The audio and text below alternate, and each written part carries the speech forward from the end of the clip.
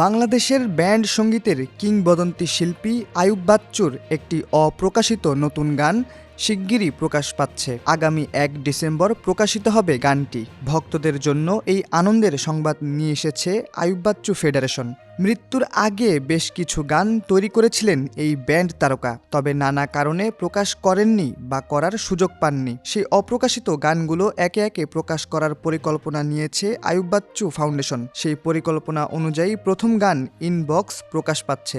গানটির কথা লিখেছেন নিয়াজ আহমেদ অংশু। গানের সুর, সঙ্গীত ও কণ্ঠ দিয়েছেন আইয়ুব বাচ্চু নিজেই। গানটি প্রকাশ পাচ্ছে ব্যান্ড মিউজিক ডে উপলক্ষে। বাংলাদেশে ব্যান্ড মিউজিক ডের যাত্রা শুরু হয়েছিল আইয়ুব বাচ্চুর উদ্যোগে। দিনটিকে উদযাপন করতে চ্যানেল আইয়ের সঙ্গে যৌথভাবে ব্যান্ড মিউজিক ফেস্টিভ্যাল শুরু করেছিলেন তিনি।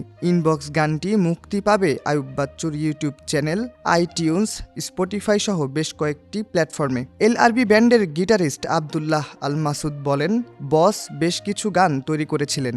সেই গানগুলো চলতি বছর থেকে প্রকাশ করার পরিকল্পনা ছিল, বিভিন্ন কারণে সম্ভব হয়নি। অবশেষে ব্যান্ড মিউজিক ডে উপলক্ষে আমরা প্রথম গানটি প্রকাশ করতে যাচ্ছি।